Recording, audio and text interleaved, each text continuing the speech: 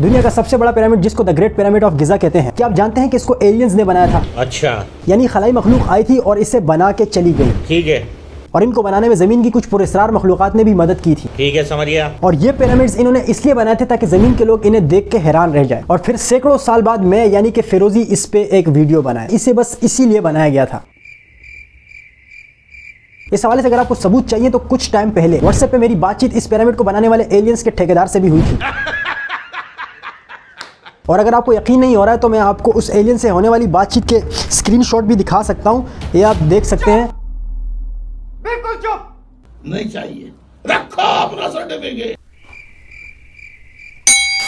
हाँ तो मेरे प्यारे व्यूअर्स, आप लोगों के ज़हन में भी ये सवाल आ रहा होगा कि ये पिरामिड्स किसने बनाए और ये कैसे बने, आखिर इनको किसने बनाया और क्यों बनाया, इनमें क्या ऐसी चीजें हैं जो अब तक पुरस्कार हैं और क्या ऐसी चीजें हैं जिनके जवाबात हमें मिल चुके हैं। इस वीडियो में मैं आपके लिए एहरामों से मुताल्लिक वो तमाम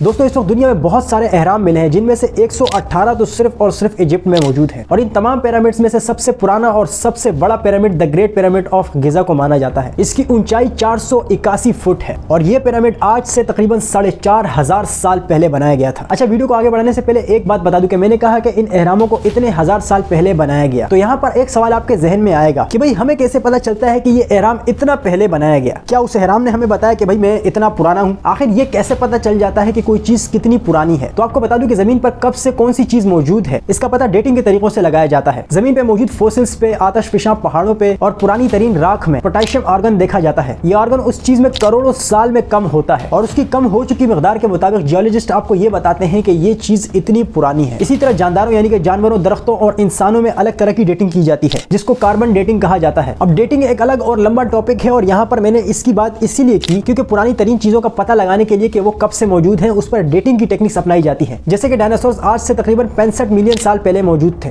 और ये बात भी हमें इनके फोसिल्स पर डेटिंग के तरीकों से पता लगी। तो बिल्कुल इसी तरीके से जब मैंने कहा कि ये पिरामिड 4500 साल पुराने हैं तो वो भी डेटिंग के तरीकों से ही पता लगा। अब आते हैं इस सवाल पे कि इन पिरामिड्स को क्यों बनाया गया था। तो आपको बता दूं कि ये पिरामिड्स दरअसल टूम यानी कि मकबरे हैं। आपने देखा हो कि यहाँ पर जब भी कोई पीर बाबा वगैरह फोत हो जाता है तो उनकी अकीदत में उनकी कब्र पर एक मजार बना दिया जाता है। तो आप इन्हें पुराने तरीन बादशाहों के मजार कह सकते हैं। दरअसल पुराने जमाने के बादशाहों का और लोगों का यह ख्याल था कि इंसान के मरने के बाद अगर उस इंसान की लाश को महफूज कर लिया जाए यानी उसकी बॉडी को सड़ने से बचा लिया जाए तो वो इंसान कभी ना कभी वापस जिंदा हो सकता है। लेकिन अगर उसकी लाश महफूज ना रहे तो वो हमेशा हमेशा के लिए खत्म हो जाता है। और इसीलिए बादशाह अपने मरने के बाद अपनी लाशों की मम्मियां बनवा लेते थे ताकि वो वापस जिंदा हो सकें। और आज हमें दुनिया के मुख्तलिफ मुकामात से जो मम्मियां मिली हैं वो भी इसी अकीदे का नतीजा है। अब ये मम्मियां किस तरीके से बनाई जाती थी इससे मुतालिक एक लॉन्ग वीडियो में अपने इसी यूट्यूब चैनल पे बना चुका हूं जिसे आप देख सकते हैं। द ग्रेट पिरामिड ऑफ गिजा 4000 साल तक दुनिया की सबसे बड़ी इमारत रह चुकी है। लेकिन आपको एक अजीब बात बताऊं कि आज भी हमारी जमीन पे मौजूद बुर्ज खलीफा जिसकी ऊंचाई 2720 फुट है और एहराम मिस्र जिसकी ऊंचाई 481 फुट है। लेकिन यहाँ पर हैरत की बात यह है कि बुर्ज खलीफा का टोटल वजन तकरीबन 5 लाख टन है। लेकिन द ग्रेट पिरामिड ऑफ गिजा बुर्ज खलीफा से आज भी 10 गुना ज्यादा भारी है। द ग्रेट पिरामिड ऑफ गिजा का टोटल वजन 57,50,000 टन है। आप हैरान रह जाएंगे कि इसके हर ब्लॉक का वजन 2 टन से कम नहीं है। और मजीद हैरत की बात यह है कि इसकी ऊंचाई पे यानी कि इसके टॉप पे यानी किंग खुफू के चेंबर के ऊपर कुछ ब्लॉक्स तो 25 टन से लेकर 80 टन तक भारी है। अब कहा यह जाता है कि इस एहराम को बनाने में 20 साल का अरसा लगा था और अगर कैलकुलेशन की जाए तो मालूम होता है कि हर घंटे में इस पिरामिड के पास 12 ब्लॉक पहुंचाए जा रहे थे और ये काम 24 घंटे लगातार पूरा साल चलता रहता था। लेकिन यहाँ पर सवाल यह है कि 2 टन भारी ब्लॉक्स को इस पिरामिड्स तक कैसे लाया गया, क्योंकि पिरामिड्स में जो ब्लॉक्स इस्तेमाल हुए हैं उन ब्लॉक्स के सैंपल इस रेगिस्तान के आसपास कहीं भी नहीं मिल सके। अब शुरू में यह समझा जाता था कि इन ब्लॉक्स को चट्टानों को काट काट के बनाया गया था, लेकिन जब इन ब्लॉक्स पर तहकीक हुई तो मालूम हुआ कि ये ब्लॉक्स तो इंसानों ने खुद बनाए बनाए थे, बिल्कुल ऐसे ही जैसे हम सीमेंट के ब्लॉक्स वगैरह खुद बनाते हैं, लेकिन ये इतने मजबूत ब्लॉक्स हैं कि आज तक महफूज हैं। अब सवाल ये है कि ये ब्लॉक्स लाए कहां से गए थे, तो इस पर तहकीक से मालूम हुआ है कि आज तो इस पिरामिड के आसपास कहीं पानी नहीं दिखता, लेकिन किसी दौर में यहाँ इसके आसपास नहरें मौजूद थी। लेकिन रिसर्चर्स को उन नहरों की बाकियात मिली हैं और उन नहरों में कश्तियों के जरिए से वो ब्लॉक्स डाल डाल कर लाए जाते थे और उन कश्तियों की भी थोड़ी बहुत बाकियात मिली हैं, जिससे हमें उन कश्तियों की बनावट और इस पिरामिड के मुतालिक बहुत सी मालूमात मिली हैं। और साइंसदानों का ख्याल है कि इस पिरामिड की तैयारी के वक्त ऐसी बहुत सारी कश्तियां इस्तेमाल हो रही थी। ये कश्तियां जिन नहरों में इस्तेमाल हो रही थी उनको दरियाए नील से इस पिरामिड तक सामान लाने और ले जाने के लिए स्पेशल बनवाया गया था। अच्छा, आपको एक बात और बता दूं कि वैसे तो पिरामिड को देखने से ऐसा लगता है कि जैसे इसकी 4 साइड्स हैं, लेकिन आपको बता दूं कि इसकी 4 नहीं बल्कि 8 साइड्स हैं। अगर आप गौर करेंगे तो हर साइड के बीचों बीच आपको एक लकीर सी नजर आएगी जो हर साइड को 2 हिस्सों में डिवाइड करती है। अब वैसे तो ये लकीर आपको नजर नहीं आएगी, लेकिन अगर पिरामिड की एक साइड पर धूप पड़ रही हो, जैसे सुबह के वक्त सूरज तुलू होते वक्त या फिर सूरज गुरूब होते वक्त, इस एंगल को आसानी से देखा जा सकता है। इसके अलावा ये पिरामिड्स तो आज हमें बिल्कुल ब्राउन कलर में दिखाई देते हैं, लेकिन जिस वक्त इनको बनाया गया था तो ये बहुत चमकदार और व्हाइट थे और इनकी तैयारी में जो मवाद इस्तेमाल हुआ था वो इतना पायदार और मजबूत था कि आज भी महफूज है। इन पिरामिड्स के ऊपर चमकदार पत्थर इस्तेमाल किए गए थे जो सूरज की रोशनी को बहुत ज्यादा रिफ्लेक्ट करते थे और इन चमकदार पत्थरों के 2 फायदे थे। एक फायदा तो इसका ये था कि ये कई किलोमीटर की दूरी से भी दिन के वक्त बहुत ज्यादा चमकते थे और दूसरा सबसे बड़ा फायदा इसका ये था कि हालांकि ये शदीद गर्मी यानी कि रेगिस्तानी माहौल में मौजूद है, लेकिन शदीद गर्मी के बावजूद भी इसके अंदर का टेम्परेचर बिल्कुल नॉर्मल रहता है, यानी कि इसके टेम्परेचर को बाहर के टेम्परेचर से कोई फर्क नहीं पड़ता और अंदर का टेम्परेचर 20 डिग्री सेल्सियस तक ही रहता है। इसके अलावा अगर आप रात को आसमान पर गौर करेंगे तो आपको 3 सितारे नजर आएंगे जो बिल्कुल कतार से यानी कि एक लाइन में होंगे, जिनको ओरियन कॉन्स्टेलेशन कहा जाता है। ये कई सितारों का झुरमुट है जिससे एक किस्म की शक्ल बनती है, जिसको मिस्र के फिरौन अपना खुदा समझते थे। अब ये तो आपको पता है कि इस पिरामिड को किंग खुफू ने बनवाया था। अगर आप गौर करेंगे तो द ग्रेट पिरामिड के अलावा 2 पिरामिड्स इसके साथ और भी दिखाई देते हैं और इन तीनों पिरामिड्स को अगर आप दूर से जाकर देखेंगे तो आसमान में नजर आने वाले इन 3 सितारों का झुरमुट, जिनको ओरियन कॉन्स्टेलेशन कहा जाता है, ये तीनों पिरामिड्स इन तीनों स्टार्स से बिल्कुल अलाइंड यानी कि बिल्कुल तरतीब से हैं और एक वक्त ऐसा आता है कि ये स्टार्स पिरामिड के बिल्कुल टॉप पे दिखाई देते हैं। इस पिरामिड के अंदर किंग खुफू का ताबूत मौजूद है जिसने इस पिरामिड को बनवाया था, जो ग्रेनाइट की एक ही चट्टान को तराश के बनाया गया है। ये ताबूत इतना बड़ा है कि पिरामिड बनने के बाद इसको इसके अंदर ले जाना मुमकिन नहीं लगता, इसलिए एक्सपर्ट्स का ख्याल है कि ये ताबूत पहले बनाया गया था और उसके बाद इसके ऊपर ये पूरी इमारत खड़ी की गई। और आपको बता दूं कि द ग्रेट पिरामिड के बिल्कुल टॉप पे आपको थोड़ा खाली हिस्सा दिखाई देता है, जिसके बारे में कुछ एक्सपर्ट्स का ख्याल है कि इसके टॉप पे किसी दौर में सोने की केप मौजूद थी और ये सोने की केप इसलिए लगाई जाती थी ताकि सूरज की रोशनी मजीद रिफ्लेक्ट हो और मजीद ज्यादा चमकदार लगे। लेकिन यहाँ पर एक सवाल ये आता है कि वो केप कहाँ गई, तो उसके बारे में एक्सपर्ट्स का ख्याल है कि शायद वो किसी दौर में चोरी कर ली गई थी।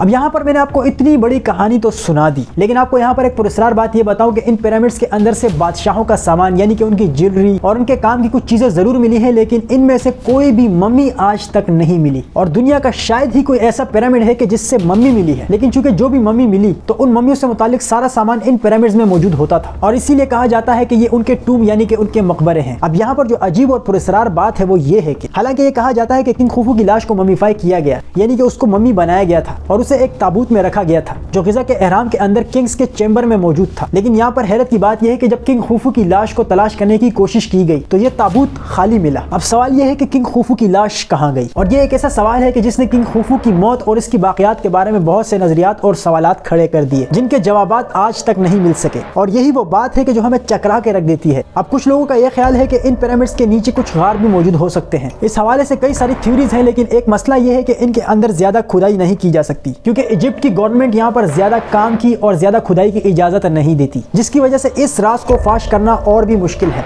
इन 80 टन के ब्लॉक्स को 4500 साल पहले बिना किसी टेक्नोलॉजी के इतनी ऊंचाई पे कैसे पहुंचाया गया? पिरामिड के ऊपर मौजूद सोने की इतनी बड़ी केप कहाँ गई और खुफू के ताबूत में मौजूद उसकी लाश कहाँ गई? ये वो सवालात हैं कि जिसके जवाब आज तक कोई भी नहीं दे सका और यही वो वजह है कि कई लोगों का ख्याल है कि इन पिरामिड्स को एलियंस ने बनाया है और किंग खुफू की लाश को भी वो अपने साथ ले गए। अब क्या वाकई इन पिरामिड्स को एलियंस ने बनाया था और किंग खुफू की लाश को भी एलियंस ही ले गए? इस बारे में आपका क्या ख्याल है ये आप मुझे कमेंट सेक्शन में जरूर बताना। वीडियो पसंद आई हो तो वीडियो को लाइक कर देना और इस तरह की मजीद इंटरेस्टिंग वीडियोस के लिए चैनल को जरूर सब्सक्राइब कर लेना। मिलता हूँ अगली वीडियो में, तब तक के लिए अपना बहुत सारा ख्याल रखिए। Good bye.